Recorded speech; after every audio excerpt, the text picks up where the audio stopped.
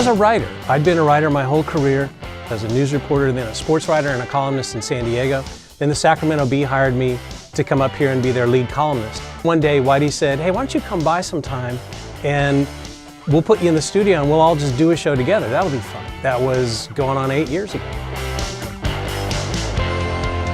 When I was in college and trying to figure out what to do, I started doing some work at a college radio station, noticing that I could do sports and do writing and doing comedy and be involved in music. I always would wonder, why would you want to do anything other than radio? Our show, the Rise Guys show, we've had various incarnations. We have twice been named by the Sacramento News and Review the best Sacramento morning radio show.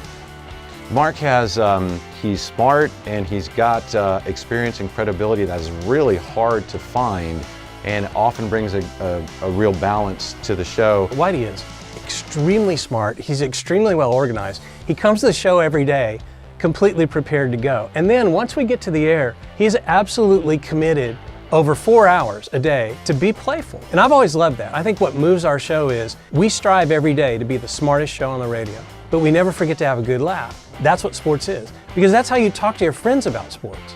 We have very intelligent listeners. I call them the smartest listeners in radio. One of the reasons I've been able to do this as long as I have is that I've always had the utmost respect for listeners. Even though it's sports, it's very, very community oriented because we get a lot of different voices coming in.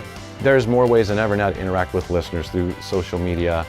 We do videos every day at ESPN1320.net, and of course the text line now. There was a time when it was all calls. It's through establishing a relationship with the listeners that you establish a trust that then helps you and helps them and helps clients when it comes to endorsing and selling a product. A home run endorsement is a product that's so good that when I go on the air, I know I'm talking about something that I use, that I like. You tell me about your product or let me use your product, then I write the spot. I love getting creative with it. I love thinking outside the box. As an endorser, I feel like I'm responsible for more than just, okay, give me some copy and I'll read it.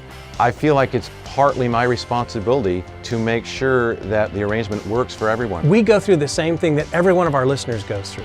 I'm a dad, I'm a multiple car owner, I'm a homeowner, but at the end of the day, we're allowed to just express our truths.